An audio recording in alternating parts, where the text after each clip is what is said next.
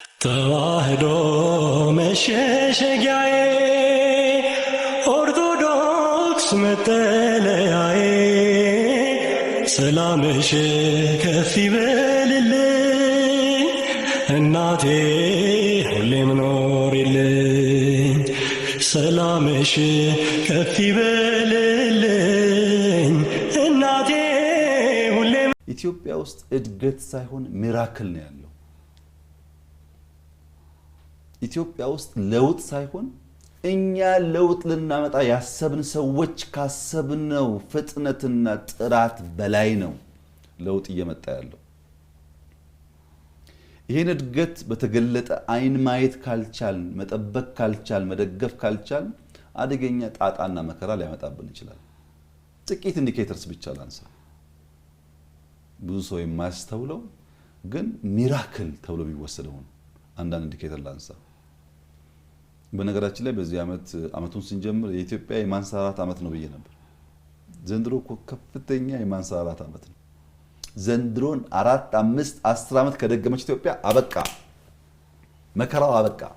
ዘንድሮ መደጋገም ግን የጋራ ራዕይ፣ የጋራ ጥረት፣ የጋራ ስራ መሆን አለበት። ሃይማኖት እኮ የበላይና የበታች የለውም። አላህ ዘንድ የሰው ልጅ እኩል ነው። የሃይማኖት አባት፣ ባለስልጣን፣ ሀብታም፣ ድሃ፣ እመምተኛ፣ ጤነኛ አላህ ዘንድ እኩል ናቸው። ፈጣሪ ጌታ ዘንድ እኩል ናቸው። ይህንን ተግባር ላይ እስታላዋልን ድረስ 100 ጊዜ ብንረፈልፍ 100 ጊዜ ብናደርግ በሺ የሚቆጠር ብናደርግ ፈጣሪ ጌታ አይሰማንም። ይሄን ማወቅ አለብን። መጀመሪያ ልባችንን ንጹህ ማድረግ አለብን። ሁለተኛ ስራችንን ንጹህ ማድረግ አለብን። ተተንኮል መመለስ አለብን። ተምቀኝነት መመለስ አለብን። መከባበር አለብን። መተዛዘን አለብን። አንዱ እየበላ እየሟጠጠ አንዱ ንብረት አንዱ እየወሰደ አንዱ ጦማዳሪ ነው። አንዱ ስንት ቦታ ያለው አንዱ መውደቂያ አንድ ክፍል የሌለው ነው። በዚህ ነው እንደ አላህ የሚያዝነው። በዚህ ነው እንደ አላህ የሚያዝነው። ገና ተወደፊት የሚመጣ አላህ የደቀነው ያስተበዋል ይመስላል። ይህም በቂ አይመስለንም።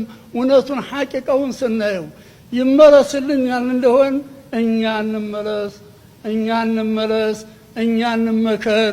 አለዛ እንደ መሻይኾቻችን እንደ ቅድመ አባቶቻችን እንዲህ ዓለም እንዲህ የሚያንቀጠቅጥ ነገር የለም። በሸኾቻችን አንድ አደጋ የመጣ እንደሆነ አንድ ሸኽስ ተደረሰው ይበቃል። አንድ አካባቢ ሶደቃ ይመልሰዋል። የአንድ አካባቢ ዱዓ ይመልሰዋል። አሪያ እንደው ብንለፈልፍ ይሆናል እንዴ? ብንለፈልፍ አይሆንም። መመለስ አለብን። መሪውም ይመለስ፣ ተመሪውም ይመለስ። የሃይማኖት አባቶች ይጸጸቱ፣ እንጸጸት። ወጣቱ ይመለስ፣ ሴቱ ወንዱ ይመለስ። ፈጣሪ ጌታ ይሰማናል። እኛ ዱዓችን የማይሰማበት ምክንያት የለም። ተተመለስ። አላህ ሀገራችንን ሰላም ያርግልን እላለሁ። ጥያቄ አትጠይቁ አይባልም። ገብተዋል። ጥያቄ ስላለው አንድ ህዝብ ወይ አንድ አካል ደመሳለው አትለው። ማድረግ ያለብህ እነዛን ጥያቄዎች ፖለቲካዊ በሆነ መንገድ መፍታት ነው። ድሮን መላክ አይደለም ያለብህ። ወታደር መላክ አይደለም ያለብህ። ህዝብን ከቦ ማስራብ አይደለም ያለብህ። ከዓለም እንዳይገናኝ ማድረግ። እንዴት ቆየ ቢኒ? እስኪ ትላንትና የጸሎት መርሃ ግብር ተደርጎ ነበርና እንዴት አየው? አጠቃላይ በዚህ ጉዳይ ላይ ያንተ ሐሳብ ምን ይመስላል? ጠቅለል ያለ ሐሳብ እንድታነሳልን ነው ዛሬ ደግሞ ያገኘውክ። በስመ አብ ወወልድ ወመንፈስ ቅዱስ አሐዱ አምላክ አሜን። እንዴት ከረምክ? ሳምንቱ እንዴት ነበር? እኔ እግዚአብሔር ይመስገን በጣም ደህና ነኝ። እግዚአብሔር የተመሰገነ ይሁን። እንግዲህ ለዚህ ሐሳባችንን ከመጀመራችን በፊት አድማጭ ተመልካቾቻችን ያደራ መልእክታችን አለ። መልእክታችን የምናደርገው የትኛውም ትንተና ለትውልድ እንዲደርስ መርሃ ግብሩ ነው። መጀመሪያ ላይክ እያደረጋችሁ ብትጀምሩ፣ ካልሆነ ደግሞ አጣጥባችሁም ላይክ እያደረጋችሁ ብትወጡ ለትውልድ እንዲዳረስ ያናናችሁ የበኩላችሁን አስተዋጽኦ እንድታደርጉ በዚህ አጋጣሚ አደራ ላለው። ሳምንቱ እንዴት ታለፈ? ዊኬንድ እንዴት ነበረ? እኔ በጣም ደህና ነኝ፣ እግዚአብሔር ይመስገን። በቀዳሚ ሰንበት እና በሰንበት እንግዲህ ያሳለፍናቸው መልካም ነገሮች አሉ። ስለ ሁሉ ነገር እግዚአብሔር ይመስገን። ደግሞም በመናልፍባቸው የትኛውም በሁሉ አመስግኑ ስለሚል በሐዘንም በደስታ ማመስገን ግዴታችን ነው። እንግዲህ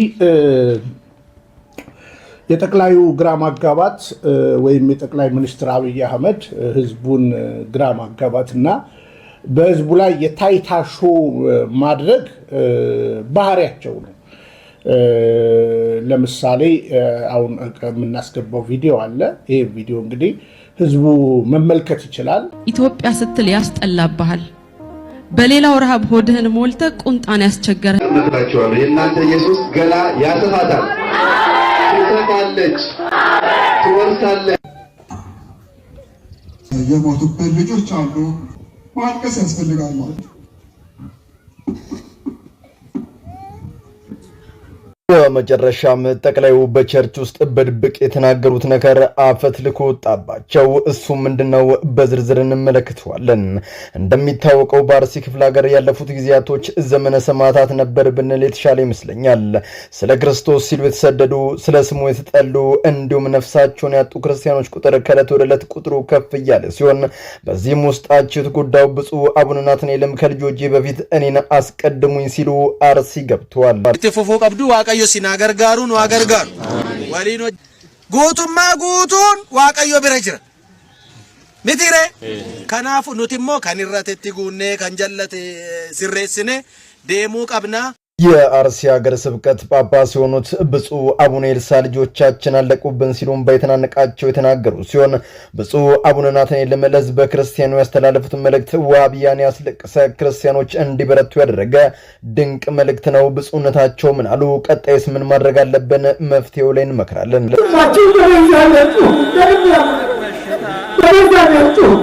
ነግራቸዋለሁ። የእናንተ ኢየሱስ ገና ያሰፋታል፣ ትሰፋለች፣ ትወርሳለች። ጠቅላዩ በቅርቡ በቸርች ውስጥ ተንበርክከው ትጠፋለች እናንተም ትወርሳላችሁ ሲሉ የተደመጡ ሲሆን ይህ ቪዲዮም በአሁኑ ሰዓት በርካቶችን እያነጋገረ ይገኛል።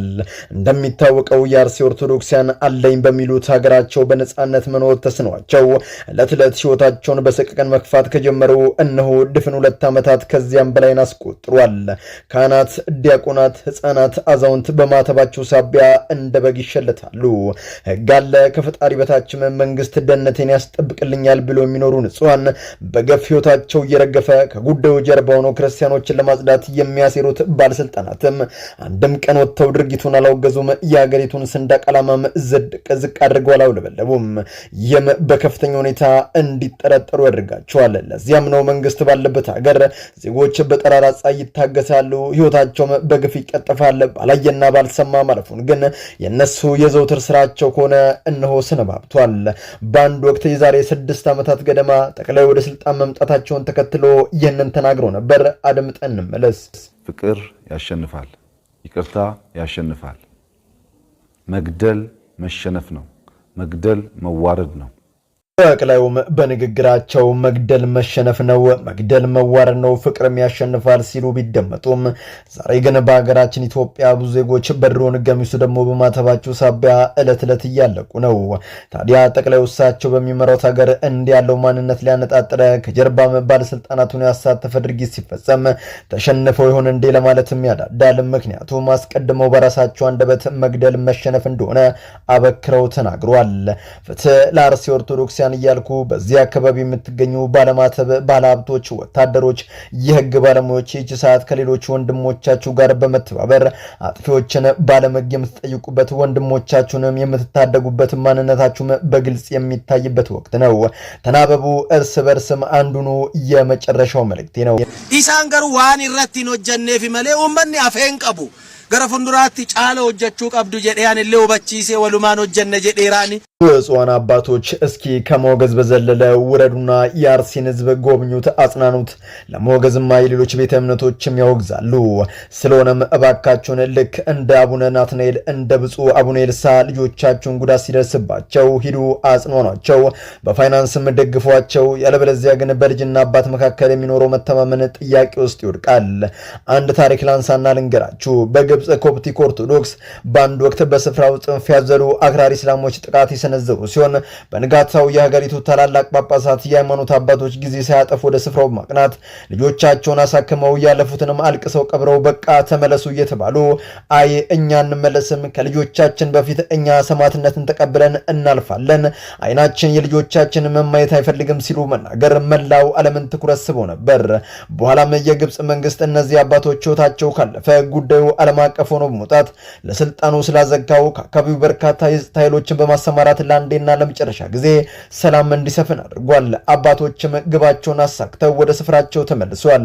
ከዚህ ምን እንማራለን? ቆራጥነትን እንዲሁም ጥልቅ የሆነ መንፈሳዊነትን እናም ያሰቡትን ማሳካትን ነው።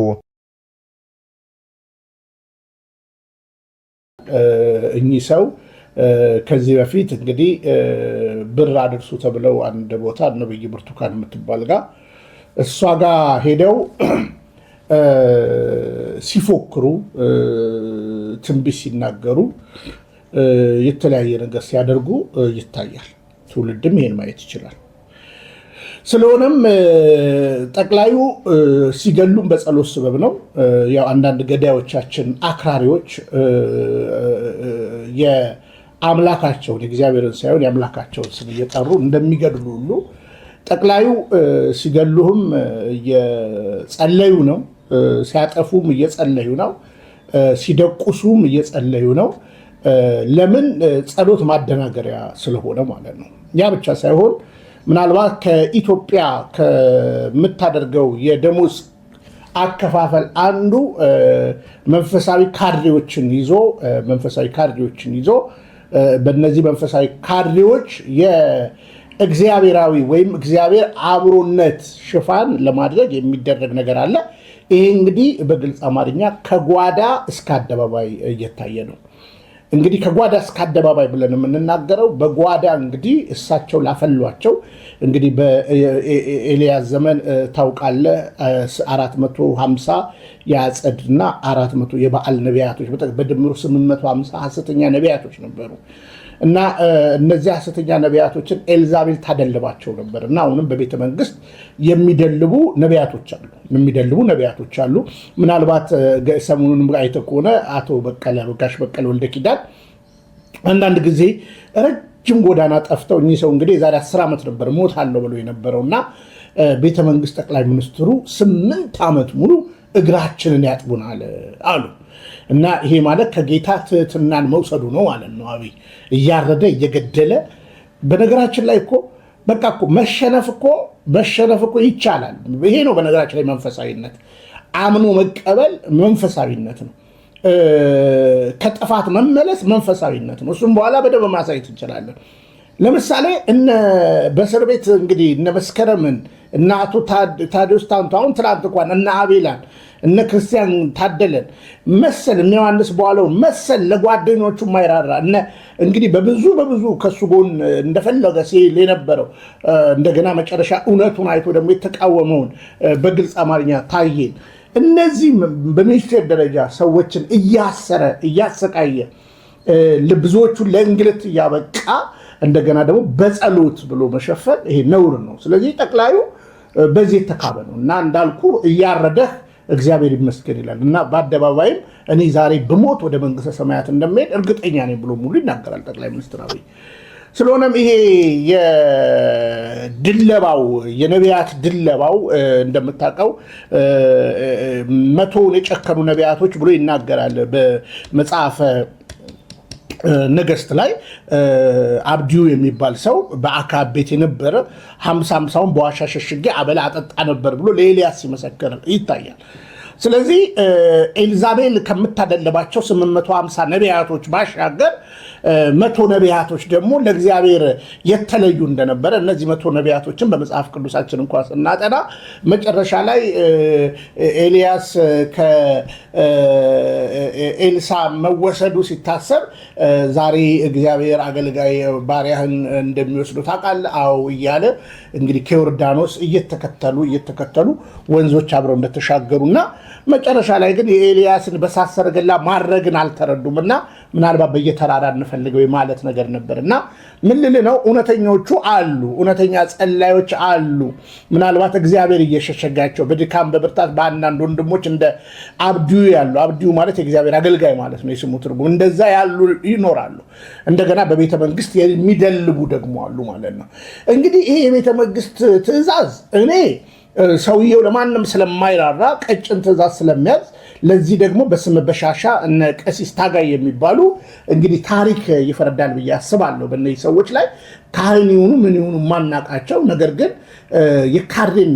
የካድሬነት ነገር ተጠናውቷቸው ፖለቲካውን ከሃይማኖቱ ጋር ለውሰውት ህዝቡን ጉረስ የሚሉ የካድሬ ኩርዳ ይሞላላቸው የካድሬነት ስሜት ያላቸው ካድሬ የሆኑ እንግዲህ ለጠቅላዩ የትኛውን ቀጭን ትእዛዝ በአደባባይ ኑልን ብለዋል እውነት ለመናገር በዛ ሰዓት እነዚህ የተሰበሰቡ 100 ሳይሆኑ እንደምታውቀው 1000 ከተለያየ ቤተ እምነት የተሰበሰቡ ግለሰቦች ነበሩ አባቶች ነበሩ ይሄ እንግዲህ በሃይማኖት ተቋማት ውስጥ እንደምታውቀው ከዚህ በፊት የሃይማኖት ተቋማት 7 ነበሩ ፕሮቴስታንቱ የያዘባቸው ነገሮች ነበሩ ለምሳሌ የነበሩት አንደኛ ኦርቶዶክስ አለች ሁለተኛ እስልምና አለ ሶስተኛ ካቶሊክ አለች አራተኛ ቃለ ሕይወት አለች አምስተኛ መካነ ኢየሱስ አለች ስድስተኛ ወንጌላውያን አብያተ ክርስቲያናት ህብረት አለ ሰባተኛ ሰቨንት ዴይ አድቬንቲስት አለ ስለዚህ አሁን ምንድነው የተደረገው እነዚህ የፕሮቴስታንቱን እንደ አንድ መርጅ ተደርጎ የኢትዮጵያ ወንጌል አማኞች ካውንስል በሚል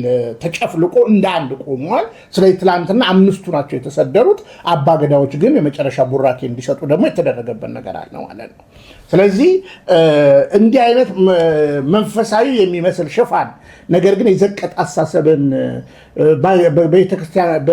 በቤተ መንግስት ቀጭን ትእዛዝ የሚያደርገው ውጥን ነው ይሄ ደግሞ እንዳልኩ ኢንዲቪጁዋል በጓዳ በቤተ መንግስት እየደለቡ ያሉ አሉ ማለት ነው ሄደው በርታ እግዚአብሔር ካንተ ጋር ነው እውነተኛ እግዚአብሔር ሰው ከሆነው ተው በቃ ጠቅላይ ሚኒስትር አብይ ጦርነትን አቁም ጠቅላይ ሚኒስትር አብይ ቅድሚያ ለእንጀራ ስጥ ቅድሚያ ለሰላም ስጥ ቅድሚያ ለህዝብ የመኖር ህልውና ጉዳይ አድርግ ብለው ነው መናገር ያለባቸው እንዳልኩ ይሄ ህዝብ በአሁኑ ሰዓት አበል 500 ብር ይሰጣል ከተባለ እንባውን ጠራርጎ ጥቁር ልብሱን አውልቆ ነጭ ልብስ ለብሶ በአደባባይ መጨፈሩ ግልጽ ነው ማለት ነው በምርጫ ሰሞን ላይ ያበል እንትኑ ግልጽ ነው ግን ያውን ያበል ጉዳዩ ደግሞ የሃይማኖት መሪዎችን እስከ መንካት ድረስ ደርሷል ስለዚህ እኔ በሁሉም የሃይማኖት አባቶች ላይ አልፈርድም ምክንያቱም ያስገዳይ ትእዛዝ ነው ማለት ነው የሃይማኖት ተቋማት የሚባላል ግን ከሁሉ በላይ በትላንትናው ጸሎት ላይ ሳዝን የነበረው የኛ አባቶችም እየጸለዩ ነበረ እንደገና ቀጥሎ ያው እንደምታውቀው እስልምና ነው ቀጥሎ መጸለይ የጀመረው በቅርብ ጊዜ እንኳን አርሲ ላይ የኛ አንድ አካባቢ ያሉ የአርሲ አማንያን ቤተክርስቲያን ጭምር ተቃጥሎ አቶ ኢብራሂም በሚባል ሻሸመኔ ላይ ሲገለን የነበረ አሁን ደግሞ ወደ አርሲ ያመጣሁት እነዚህ ሰዎች እንደዚህ ያደረጉ ሰዎች የኛን ህዝብ አፈናቅለው ቤተክርስቲያን አቃጥለው ቤተክርስቲያን አጥፍተው የህዝቡን እርሻ አውድመው ከዛ በኋላ ቦታውን ያንሰናል እያሉ በትዕቢት ተረክበው እንዲህ አይነት ነገር የተደረገ በአንድ መድረክ ላይ ማየት ራሱ ወይ የእግዚአብሔር ትዕግስቱ ብለን እናስባለን እንግዲህ አባቶቻችን ተገደው ነው ተይዘው ነው እንግዲህ ምንድነው አሁን የተሰገሰገ ካድሬም አለ መተማመኑ ጠፍቷል የመጀመሪያው ነገር ብልጽግና ምንድነው መሰለ የሚያደርገ ይከፍላል ባለትዳር ኮንክ ይከፍላል ጓደኛ ማቾች ኮንክ ይከፍላል የሃይማኖት መሪ ኮንክ ይከፍላል ይሄ ፕሮቴስታንታዊ ሲስተም ነው እና የተደረገው ነገር በግልጽ አማርኛ በጓዳ ይደለቡ በጓዳ እንግዲህ ጋሽ በቄ እንዳለው 8 ዓመት ሙሉ እግራችንን ያጥበን ነበረ ካለ በኋላ ጋሽ በቀለ ወልደ ኪዳን ምን ይላል ነገር ግን አሁን ህዝቡ ቀንሷል አሁን 14 15 ሆነናል ድሮ ግን ብዙ ነበር እያለቀሱ እግራችንን ያጥቡናል እንደገና ደግሞ ቀዳማዊ እመቤቷ ደግሞ ፎጣ ይዛ ልጆቻቸው ይምና ኢትስ ፌክ ይሄ የውሸት ክርስትና ነው በነገራችን ላይ ጠቅላይ ሚኒስትሩ እውነት ለመናገር እግር ማጠብ የሐሙስን ቀን ማስታወስ ትሁት አገልጋይ ለመምሰል ከሆነ አብይ አህመድ አንድ ቀንም ትሁት አገልጋይ ሆኖ ያውቅ ትሁት አገልጋይ ያለመሆኑን ጉዳይ ካየኸው ወቅት የሚገለባብጠው መሆኑን ካየው የሚጠፋው እያንዳንዱ ነገር ለሱ እንደ ቀልድ ነው የሚያየው። ልክ ለሱ እንደ ድል ነው የሚያየው። ስለዚህ አሁን ከኮቪድ በኋላ እንግዲህ ለመጀመሪያ ጊዜ በአደባባይ ባለፈው ሸራተን ነበር፣ አሁን ደግሞ በአደባባይ እንዲህ አይነት። ስለዚህ ከኮቪድ የባሰ አደጋ መጥቶብናል ማለት ነው። ለእኔ ይሄንን ነው የምረዳው ማለት ነው። ከኮቪድ የባሰ ባይደው የገደለው አብይ የገደለው ከኮቪድ የሚበልጠው በነገራችን ላይ ኮቪድን ራሱ በራሱ ጸሎት እንዳቆመው በደለቡ ነቢያቶቹ የቆመ ነው የሚመስለው እና እንደነዚህ አይነት ነገር እንግዲህ በግልጽ ሃይማኖትን በአደባባይ እየከፈለ ለነዩ ጩፋ ለነዮናት አክሊሉ የመክፈል ነገር ያደርጋል። አንዱ ከሃይማኖት ከአንዱ ጋር እንዳይስማማ የሚያደርጋቸው አያሌ ጥረቶች አሉ። ከዛ በኋላ ለእኔ በትረ መንግስቴን ደግሞ እንደገና እንድጨበጥ እስኪ አንድ ላይ ተሰብስባችሁ ጸልዩ ብሎ ደግሞ ያስገድዳቸዋል ማለት ነው። እና ይሄ የሕፃን ልጅ ስራ ነው በነገራችን ላይ ማለት ነው። አሁን ችግሩ ምንድነው? አገር በመጥፎ ሰዎች ላይ ወደቀች። አገር ወይም ጊዜው የትልቅ ትንሽ ሰዎች ላይ ተቀመጠ። ስለዚህ እውነተኞቹንም እያስገደዱ የቁማር ነገር እያደረጉ ነው እና የተደረገው ጸሎት እግዚአብሔር ይሰማዋል ወይ? እግዚአብሔራዊ ነው ወይ? ባይደወይ እነ በዓለም ተሰብስበው እኮ እነ ኤልዛቤል የሚሰበሰቧቸው የሚጸልዩት ወደ ፈጣሪያቸው ነው። ግን በጣም ማዝነው እዛ ቦታ ላይ ቤተክርስቲያን ቆማለች፣ ሌሎች ቆመዋል። ግን በእነሱ መካከል ሰላም አለ። እንደምታውቀው ከዚህ በፊት እቺ ቅድስት ቤተክርስቲያን ከዚህ በኋላ ከሃይማኖት ተቋማት ውስጥ እወጣለሁ ብላ አስደንጋጭ ነገር ተደርጎ እስከ ቤተክርስቲያን በመምጣት ቅዱስነታቸው ጋር ይቅርታ ጠይቀው ሃይማኖት ተቋማት እንደገና ለመመለስ ትችላለች። አሁንም ያንን ነገር ነው ማድረግ ያለባት። ምክንያቱም ከገዳዩ መንግስት ጋር እግዚአብሔር አስቀምጧታል። ፈቅዳ ግን ህብረት ማድረግ የለባትም ብዬ ነው የማምነው። ከሃይማኖት ተቋማት ውስጥ እቺ ቤተክርስቲያን መውጣት አለባት።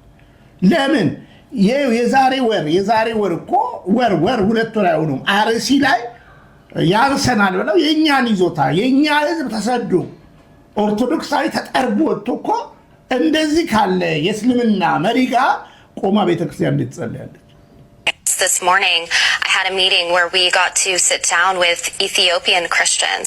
In Ethiopia, so many people are not paying attention, but Christians are being slaughtered in a similar way to what's happening in Nigeria. So sitting with these survivors, hearing the stories of how their families are being burned alive, how children are even being targeted.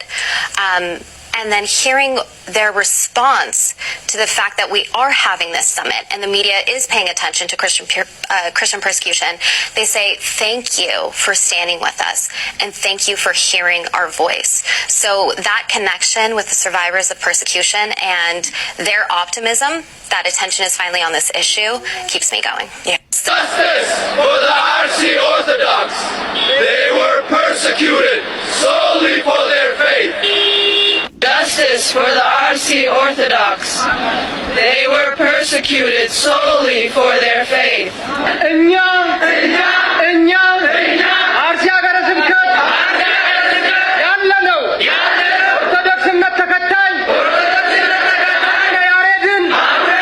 አቡነ ያሬድን ይህን ደግሞ ያደረገው ኢብራሂም የሚባል ካድሬ ነው። ስለዚህ እንደዚህ አይነት ነገርን እግዚአብሔር ይሰማል ወይ? በነገራችን ላይ ሁለት ሰዎች በአንድ ሀሳብ ቢስማሙ ነው መጽሐፍ የሚለው። አሁን እዛ ጋር አንዱ ከአንዱ ይስማማሉ። እንዲህ አይነትስ ነገር አለ ወይ ማለት ነው። እና ይሄ ማለት የነ ካድሬ ታጋይ ፕሮፓጋንዳ ለማስፈጸም አገር ሰላም ሳይሆን ሰላም እንደሆነ የማስመሰል ጉዳይ ነው። ግን ስጋት ፈጥሯል። ከኮቪድ የበለጠ ስጋት ፈጥሯል። ጠቅላይ ሚኒስትሩ አንድ ነገር እንደሚሆኑ ስጋት ላይ አሉ። መቼም የቆመ የሚመስል እንዳይወድቅ ይጠቀቅ አይደለ? የሆነ ነገር እንደሚፈጠር ያውቁታል። በነገራችን ላይ የእግዚአብሔር እጅ የሚባል አለ በነገራችን ላይ እና እንኳን እሳቸው አክዓብም የወደቀበትን ነገር ማጥናት ትልቅ ነገር ነው ማለት ነው። ምክንያቱም የእግዚአብሔር እጅ ትመጣለች፣ የእግዚአብሔር ጣት። ይህም ችግረኛ ጮኸ እግዚአብሔርም ሰማው ተብሎ እንደተጻፈ በየጓዳው መከራ የሚደርስባቸው የህዝብ ጩኸት፣ የህዝብ ሮሮ ጽዋው ይሞላል። ጽዋው ሲሞላ አደባባይ ላይ ወጥተህ የፈለከውን ነገር ብትል በየቤተ መንግስት እያመጣ ዘንዶ ሞተ ዘንዶ እንዲህ አለ ብትል የሚመሆን ነገር የለም። ስለዚህ በአጠቃላይ በየጓዳቸው በየቤተ መንግስት መሽሩፍ ተመድቦላቸው እንደምታውቀው ቲኬ ህንፃ የሚባል አለ። 24 ሰዓት የጸሎት ህብረት አለ። አውቶቡስ ገዝተው ጠቅላዩ በየወሩ 5 ሺህ ብር የጠቅላዩ ባለቤት ደሞዝ እየከፈሉ ነቢያቶች አሏቸው፣ የሚተነብዩ ነቢያቶች አሏቸው። ስለዚህ በምንም ብታመጣው ወደ ሎጂኩ ስንመጣ ከእንዲህ አይነት መሪ ጋር እግዚአብሔር የለም። በቃ ጨካኝ መሪ አስነስቶብናል። በቃ አታሎን ሊቀጣን እግዚአብሔር ደግሞ በቃ በዚህ እንድናልፍ ለታሪክ እንዲሆን ይሄንን መከራ እየጨለጥን ነው እና ያው አድቨርታይዝመንቱ የጎላ ነው። አድቨርት እያደረጉ ምንም ነገር እንደሌለ አይታል። ሰሞኑን የሰራነው ፕሮግራም አለ። አቤል አቡና ያሳሰረው ሌላ ነገር እኮ አይደለም።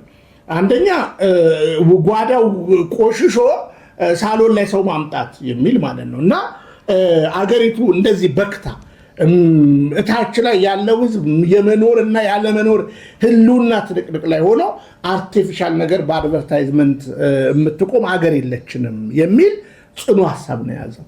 ስለሆነም ሰው ቆም ብሎ ማስተዋል አለበት። የጠቅላይ ሚኒስትሩ የወይዘሮ አዳነች ይህን ያህል ግርግር ይህን ያህል አሁን በየክልሉ 501 ሺህ ብር አበል እየተከፈለ ህዝቡን ልክ ብልጽግናን እንደደገፈ አድርጎ የሚደረግ ነገር ይሄ የማደናገር ነው። በነገራችን ላይ በእኔ ተማምኗልና አስጥለዋለሁ፣ ስሜንም አውቋልና እጋርደዋለሁ። የሚተማመን ንጉሥ ነው የሚያደርገው እንጂ አድቨርታይዝመንት አያደርግም። ስለዚህ አሁን ስጋት ሆኖበታል። ከኮቪድ በላይ አብይንም አዳነችንም እየመዘመዘ ያለ ብልጽግናን እየመዘመዘ ያለ ከባድ ነገር አለ። ስንዴ ውስጥ እንዳልኩ ስንዴ የተቀቀለ አለ፣ ንጹህ ስንዴ አለ፣ እንደገና ደግሞ የነቀዘ አለ እና ብልጽግና እኔ እንደነቀዘ ስንዴ ነው የማየው። ስለዚህ እንደነቀዘ ስንዴ ስለማየው በቃ እንደነቀዘ ስንዴ ስለማየው ይታከም ዘንድ እንግዲህ ጸሎት የሚባሉ ሹፋኖች የተለያየ ነገር ያደርጉታል። እንግዲህ አይተ ከሆነ ይሄ የነቀዘ ስንዴ አይታከምም፣ ብታጥበው አይታከምም። ምናልባት ነቀዞቹን ብታጠፋ በመድኃኒት ምንም ነገር አይልም። ለምግብነትም የሚጠቀም አይደለም እና በሽታ ነው የሚሆነው እና በሽታ የሆነ ሲስተም፣ በሽታ የሆነ አስተሳሰብ፣ በሽታ የሆነ ሊደርሽፕ፣ በሽታ የሆነ የሀገር አመራር፣ በሽታ የሆነ የትውልድ ገዳይ የሆነ አንዱ ከአንዱን የማያስማማና የማያፋቅር ሲስተም ስለተዘረጋ የትላንቱ ጸሎት ባጭሩ የምናገረው እግዚአብሔር የማይሰማው በቤተ መንግስት ከባድ ትእዛዝ ውጡና እግዚአብሔር እንደሰማን እንደሚሰማን አድርገን ማደናገሪያ እናድርግ የሚል ነው። በዚህ አያይዘ እንግዲህ ማሰብ ያለብህ ደግሞ ማን ከማን ነው የሚወዳደረው ማለት ነው። አሁን ብልጽግና እኮ ምርጫም ባያደርግ እኮ መብቱ ነው። ስለዚህ ይህን ሁሉ እንደገና ሰው ተርቦ የምርጫውን በጀት ወደ ዘይት ድጎማ፣ ወደ ነዳጅ ድጎማ የምርጫውን በጀት በነገራችን ላይ ድሮ በደርግም ዘመን በመለስ ዜናዊም ዘመን በኃይለ ማርያምም ድጎማ ይደረጋል። ነዳጅ ይደጎማል ምናምን ህዝቡ ላይ የዕለት ተዕለት እንቅስቃሴው ላይ ጫና የሚያመጣ ይደረጋል እና ዘንድሮ ለምርጫ የሚደረግ የአድቨርታይዝመንት ገንዘብ ቀላል እንዳይመስልን በጣም ብዙ ገንዘብ ነው። እንዳልኩ ብልጽግና ከለርፉል ነው የሚፈልገው። ገባ? ይሄ የታይታሾ ስለሆነ ህትመቱ በጥቁርና ነጭ አይደለም፣ መለያውም ጭምር ስለሆነ ማለት ነው እና ብዙ ከለር ህትመት ደግሞ አንድ ወረቀት ስንት ነው ይታወቃል። እናም የአድቨርታይዝመንት ወጪው የምታየው ቀጥሮ የሚያመጣው የሆነ የአፍሪካ ቲክቶከር በአህጉራት ውስጥ ያሉ ቲክቶከሮች የኢትዮጵያ ምናምን ይሄ ሁሉ የአድቨርታይዝመንት ዘጋጋታ እውነት ለመናገር የነዳጅ ድጎማ ላይ ቢውል፣ እውነት ለመናገር እህል ገዝቶ ቢያመጣ፣ እውነት ለመናገር ይሄ ሁሉ የማስታወቂያ ወጪ እውነት ለመናገር ለሀገር ኢኮኖሚ ላይ ድጎማ ቢሆን የተሻለ ሀሳብ ይሆን ነበረ። ስለሆነም ብልጽግና እንደዚህ አይነት ጭንቅላት ስለሌለው እንዳልኩ ነው የፕሮቴስታንት ኮንፈረንስን ይመስላል ብያለሁ። ለህዝበ ምዕመኑ ቃል ነው የሚያወጣለት። ይሳካላል፣ ትበላለህ፣ ትጠጣለህ ይለዋል። ቤት ሲሄድ ግን የሚበላው የለም። እሱ ግን የዛ ጊዜ አምጣ ጨምር ይለዋል። ገንዘብ ምናምኑን ይሰበስባል፣ ኮሌክት ያደርጋል። እሱ ከኖረ ሌላው ምንም ችግር የለበትም። እሱ በዛን ቀን ጋባዥ እንግዳው አለ፣ ተጋባዥ እንግዳው አለ። እሱ ጋባዥ ነው፣ አድቨርት ያደርጋል። ከዛ ህዝቡ ይሟሟቃል፣ ይጋጋላል። መጨረሻ ወደ ቤቱ ይሄዳል። ያን መከራ ይጨልጣል።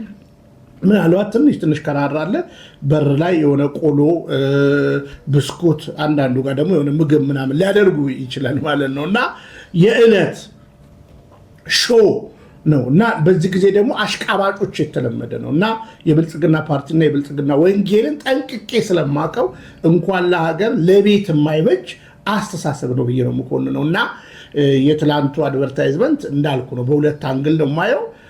አንደኛው ብልጽግና ደንግጧል።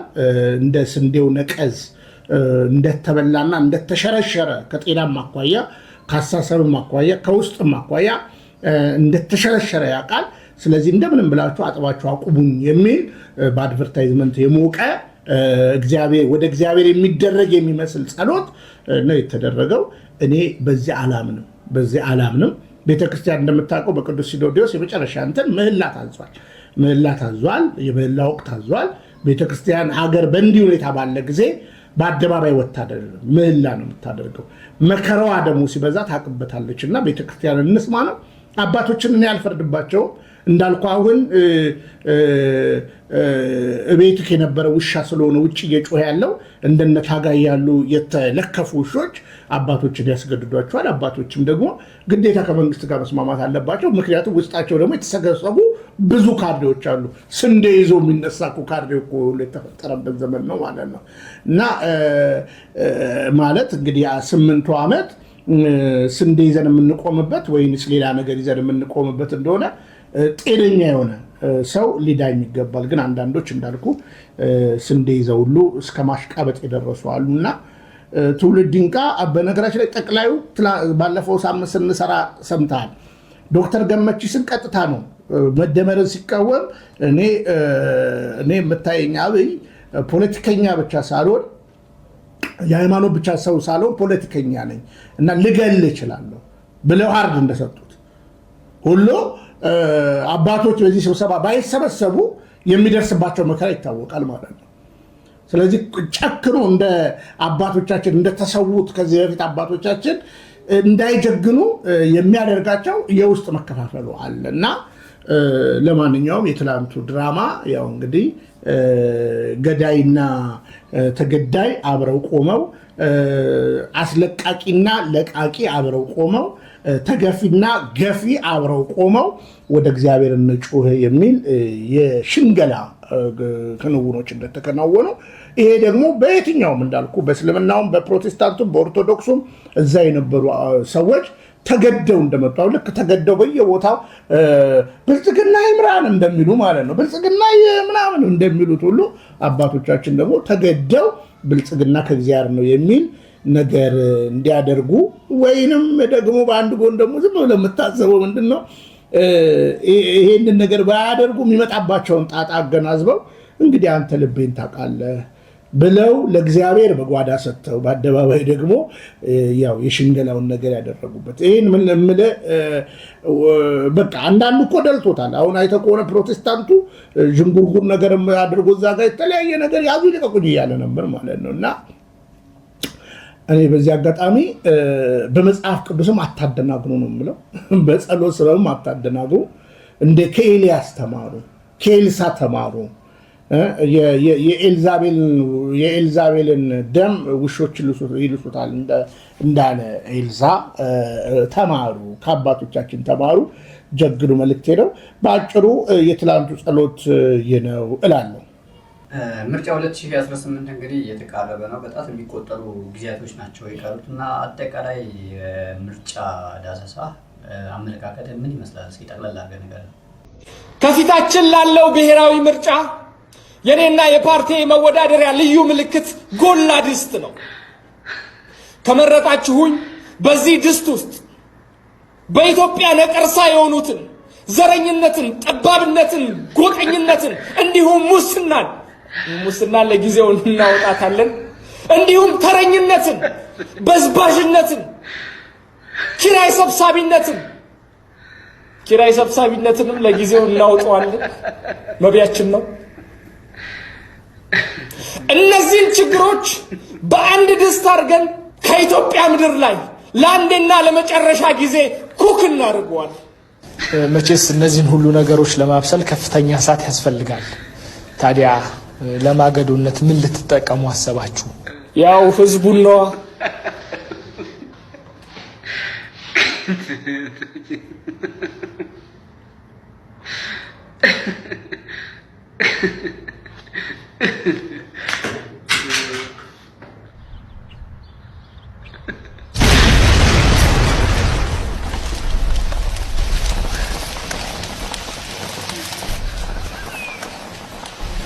እነዚህን ሳይደራጁ እንደዚህ ነው መቅጨት። የምርጫ ክርክር እንግዲህ አይቆረጥም አይደለ? አይቆረጥም። እሱ ጊቭን ነው እንትን ነውና የሚቆርጡ የምርጫ ክርክርን ጭምር የሚቆርጡ የሚዲያ ተቋማት አሉ። ኢንተርቪዎችን ማያስተላልፉ የሚዲያ ተቋማት አሉና አሁን ላይ ያለው የሚዲያ ተቋማት ገለልተኝነት በጣም ጥያቄ ውስጥ የሚገባ ነው። የምናያቸው ተጨባጭ መረጃዎች ጭምር ስላሉ እኛም ላይ የሚፈጸሙ ነገሮች ስላሉ ከአካታችነት አንፃር ይጠሩናል ሚዲያዎች። ትብብር ነን እንደምታውቀው ቅንጅቱ ትልቅ ቅንጅት ነው። ትላልቅ ፓርቲዎች ያሉበት ነውና ከእጩ አቀራረብም ጋር በተያያዘ በተለይ በምርጫ ቦርድ በኩል የሚደረጉ ክርክሮችና የሚዲያ ተቋማቱ ጭምር የሚያደርጓቸው ክርክሮች ከትብብሩ ግዙፍነት አንፃር ይጠራሉ። ነገር ግን እንዳልኩ የኢንተርቪዎችን የመቁረጥ ያለማስተላለፍ እና እንደዚሁ ደግሞ የምርጫ ክርክሮችን ጭምር ታይቶ በማይታወቅ መልኩ በመቁረጥ አሁን ላይ በጣም ድምጽ እያፈኑ ነው የሚገኙት። አንዳንድ ደግሞ መመስገን የሚገባቸውና ፕሮፌሽናል በሆነ መንገድ ስራቸውን እየሰሩ አሉ። ስለዚህ ምርጫ ብቻ ስለዚህ የምርጫ ክርክር ሂደት ብቻ ካወራን ማለት ነው የሌላ ጊዜውን ሁነት ትተነው ገለልተኛ እንዳልሆኑ የሚታወቁ ነገር ግን አሁን ላይ ባለው የምርጫ ክርክር ሂደት ፕሮፌሽናል ለመሆን እየሞከሩ ያሉ የሚዲያ ተቋማት እኔ ምርጫ ሳይሆን ሐሰተኛ ምርቃት አለ ብዬ ነው የማስበው። እና ምርጫ እኮ በመጀመሪያ ደረጃ በተረጋጋ ሀገር በተረጋጋ ማህበረሰብ ዲሞክራሲ ኩልል ብሎ በሚታይበት በድካም በብርታትም ባለበት ሀገር ይሄ እኮ አብይ እኮ እኔ ከዚህ በፊት በነገራችን ላይ በአደባባይ ተናግሬያለሁ። ከዚህ በኋላ አብይ ሁለት ነገር ያደርጋል ብዬ ተናግሬያለሁ። የዛሬ 4 ዓመት ይመስለኛል። አንደኛ ዲክታተር ሊደርሺፕ ይሆናል የመጀመሪያው ነገር። ከዛ በኋላ ልክ ወታደራዊ አገዛዝ ህዝቡን ይገዛዋል። ይሄ በነገራችን ላይ ተፈጽሟል። በቃ ይሄ የተናገርኩት ነገር አብይ ለምሳሌ ዲክታተር ነው። አሁን ምርጫ እንዳልኩ የምርቃት የፌክ ምርቃት የሐሰት ምርቃት የሐሰት ድግስ የሚታይበት ነው እንጂ በመጀመሪያ ደረጃ ከማን ጋር ምርጫ ይደረጋል ማለት ነው። አሁን እንደምታያቸው ሰማያዊ ፓርቲዎች ከብልጽግና ወጥተው እዛ ሄደው ብልጽግናን አሁን እየኮነኑ ነው። ከሆነ ቀን በኋላ ደግሞ ብልጽግና ውስጥ ደግሞ ቦታ ይሰጣቸውና አብረው ይበላሉ። አሁን እነሱ የእንጀራ ጉዳይ ነው፣ የዳቦ የምናምን የቅራቅንቦ ጉዳይ ነው። ስለዚህ አሁን እውነት የቸገኑ እኮ አሉ፣ ግን እንደው ይቀጥላሉ ወይ? ከነ ክርስቲያን ታደለ አንማርም ወይ? ከሌሎቹ አንማርም ወይ? ስለዚህ አሁን ምርጫ በአማራ ክልል ላይ እንዴት ነው የሚደረገው? በትግራዩ ቀድሞ ተጠናቋል። ያው ደብረጽዮን ቦታውን ይዟል። እሺ እንዲህ አይነት ሳለ ወይ? አየህ እንዲህ አይነት ሳለ ወይ? ደቡብ ክልል ላይ የሚሆን ነገር አለ። እንግዲህ ደቡብ ክልል ላይ ተቃዋሚ ምናምን ይነሳል ብላ አትጠብቅም። ስለዚህ አሁን የሚሆነው ይሄ የምርጫ ጉዳይ ይሄ ምርጫ አይባልም። እውነት ለመናገር ምርጫ አይባልም። አንደኛ አንተ እኮ ተፎካካሪ ፓርቲ እዚህ ያለንበት ሀገር እንኳን ቦብ የሚባል ዘፋኝ አለ አይታል። በቃ ምርጫው ግልጽ ነው። እውነት ለመናገር መጨረሻ ላይ ስጋት ነበረ፣ ውጥረት ነበረ። ለምን ይታወቃሉ፣ የሚፎካከሩትም ይታወቃሉ፣ ሁለቱም ማለት ነው። በቃ ይታወቃሉ። በስተመጨረሻ ለዛው ያው በግልጽ ነው የዚህ ዓመቱ ለዛው ሰላማዊ ምርጫ ተብሎ ነው የተነገረው። አሁን እኛ ጋር ማን ነው ሲያወራ? አሁን ከአብይ አህመድ ጋር ከብልጽግና ጋር ምርጫው እኮ እስር ቤት አሉ። በቃ እውነተኛ ፖለቲከኞቹ አገር ሊመሩ የሚችሉ እኮ እስር ቤት ነው ያሉት ማለት ነው። አሁን እንደገና እንደዚህ አሁን አንዳንድ ያየዋት ልጅ አለች፣ አንድ ጠንካራ ልጅ ያየዋቸው ሰዎች አሉና የበሰሉ ግን ይችላሉ ወይ? አሁን ከአብይን በነገራችን ላይ በምርጫ በምናምን አታደናግረውም እና ያውቀዋል ሲስተሙን። አድቨርታይዝ ያደርጋል እንዳልኩ የቅራቅንቦ ካርድ አምፖል ተሸክሞ የመጣው አለ ከአረብ ሀገር፣ እሱን እያሳየ ህዝቡ በቃ ቁልጭልጭልጭ በሚል እና ብራዘር አምፖል እንጀራ አይሆንም።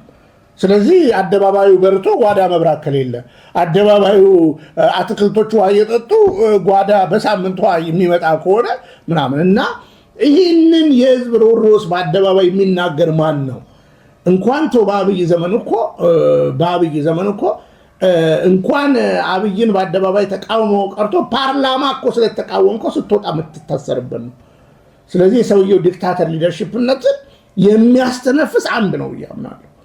ደግሞ ያስተነፍሰዋል ብዬ አምናለሁ። በነገራችን ላይ እግዚአብሔር ምስክሬ ነው፣ ያስተነፍሰዋል ብዬ ነው የማምነው። እሱም አንድ ነው፣ እግዚአብሔር ነው።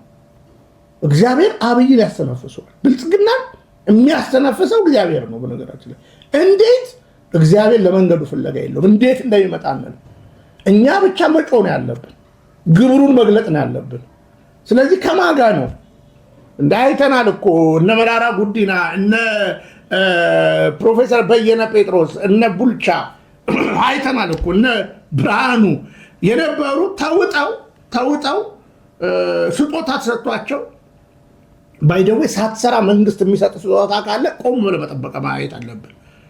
በቃ ስለዚህ እነዚህ ሰዎች ሲዋጡ ባይናችን አይተናል። ፖለቲካው ተረስቶ ቅራቅንቦ ላይ ፎከስ አድርገው ፖዚሽን ላይ ፎከስ አድርገው እንደነበረ ይታወቃል። ስለዚህ አሁን እነዚህ አዲስ እንግዲህ የሆነ ተቃዋሚ የሚመስል ድራማ ለመስራት የመጡት ነው እና ህዝቡ ያው እንግዲህ እንደ አይጥ መሞከሪያ ሆኗል፣ እየሞከሩበት ነው። ግን እኔ ምርጫ አለ ብዬ አላምንም እና ማደናገሪያ እንደው በምርጫ ነው የተቀመጥኩት ለማለት ያክል የሚደረግ እንዳልኩ ኤክስትራ በጀት ተመድቦለት ቅድም ብያለሁ። ሁለት ከለር አይደለም የምርጫ እንትን ከለርፉል በሆኑ ማስታወቂያዎች በጣም በብዙ የውሸት የካርድ አምፖል ማስታወቂያዎች ጭምር የተደጎሰ አርቲፊሻል ማንነት የያዘ ክንውን ነው እንጂ ምርጫ አለ ብዬ አላምንም። ምርጫ እኮ ጣዕም እኮ አለው። 97 ነው ያየ ሰው 92 ነው ያየ ሰው እውነት ለመናገር እኔ ከ87 ጀምሮ መርጫለሁ። 87 ነው ያየ፣ 92 ነው ያየ፣ 97 ነው ያየ፣ 2002 ነው ያየ። ምርጫ ነው ያየ ሰው እኮ ቢያንስ ምናምን እና አሁን ምርጫ አለው እና ውሸት በአደባባይ ነክሷል። በነገራችን ላይ ውሸት በአደባባይ ነክሶ እውነትን ለመሸፈን ደግሞ እያብለጨለጨ አለ። ግን መነኝ እውነት አሸንፎ ይወጣል። እንዳልኩ አሁንስ ተስፋዬ ማን ነው? እግዚአብሔር አይደለም? ምን በቃ ከእግዚአብሔር ነው ተስፋ የምናደርገው እና እነዚህ በዚህ ጉዳይ ላይ አድቨርት የሚያደርጉ ለጥቂት ጊዜ ነው እና እኔ ምርጫ አለ ብዬ አላምንም። የምርጫም ጣዕም የለም። ዲሞክራሲ የሚባል ኢትዮጵያ ውስጥ የለም። ዲክታተር ሊደርሺፕ ነው ያለው። ስለዚህ ዲሞክራሲማ ቢኖር ኖሮ እነ ክርስቲያን ታደለ ወጥተው እንደገና ለሙሉ አማራ ክልልን እውነት ለመናገር ተቃዋሚ ፓርቲዎች ወይም ተፎካካሪ ፓርቲዎች ይይዙታል። አዲስ አበባ ላይ እውነተኛ እንትን ቢሆኑ እነ እስክንድር ገብተው እንደገና ህዝቡን መቀስቀስ ይችላሉ። ደቡብ ክልል ላይም እንደዚህ መሰል ትውልድ ይፈጠራል ብለን እናስባለን እና ግን አሁን ያው ጨቋኝና አፋኝ ገዳይ መንግስት ስላለ የትኛውም ባይደዌይ ብልጽግና ለኦሮሚያ ክልልም ተፎካካሪ ፓርቲዎች የሚመች አይደለም። እነሱንም እንግዲህ ዋናዎቹን ቅራቅንቦ ሰጥቶ እንዲህ ኮላሹ ያደረገበት ነገር አለ እና አሁን ለምሳሌ ጀዋር ቢገባ ወደ ኦሮሚያ ክልል አብይ ያሸንፋል ወይስ ጀዋር? ለማ መገርሳ ቢገባ ለማ መገርሳ ያሸንፋል? አብይ አህመድ? ምንም ያለ ጥርጥር ነው የምነግርህ፣ ለማና ጀዋር ያሸንፋሉ። ግን እነሱን ያርቃቸዋል፣ የሚተኩትን ይጨፈጭፋቸዋል። ከዛ በኋላ እንደዚህ ያረጁትን ደግሞ ምግብ ምናምን ይሰጣቸዋል፣ ይቅራቅንቦ ይሰጣቸዋል። እንደዚህ አድርጎ እያደናገረ የሚገዛበትን ነገር ያስባል። ግን እመነኝ እግዚአብሔር ይመጣል። እግዚአብሔር የህዝቡን ጩኸት መራር ጩኸት የሚሰማ አምላክ ስለሆነ እግዚአብሔር ይመጣል እና ነቀዝ ለጨረሰው ስንዴ እኔ ብዙም እንትን አልልም። እንዳልኩ ግን ነቀዝ የጨረሰው ስንዴ የተመረዘ ስንዴ ነው እና ያው ይሄ የተመረዘ ሁላችንም ሊበርዘና ሊገለን ይችላል፣ እኔንም ጭምር ማለት ነው። እና ለተመረዘ ስንዴ ብዙም ቁብ የለኝም እና የበላው ይሞታል፣ የበሉት እየሞቱ ስላሉ እንደገና ደግሞ እንዲያበሉ አድርገው ሊገሉ የሚችሉበት ሲስተም ስላለ ብልጽግና በሀሳብ ልዕልና ቢያምን እኮ እኛ የምንሞግተው ነበር። ብልጽግና በፍጹም ጆሮ የለውም። በነገራችን ላይ ጆሮ የለውም ብልጽግና እና እውነታው ይሄ ነው። እኔ ምርጫ አለ ብዬ አላምንም። አድቨርታይዝመንት ነው በአጭር አማርኛ የተቀባ አርቲፊሻል ሁኔታ እንጂ ምርጫ አለ ብዬ አላምንም።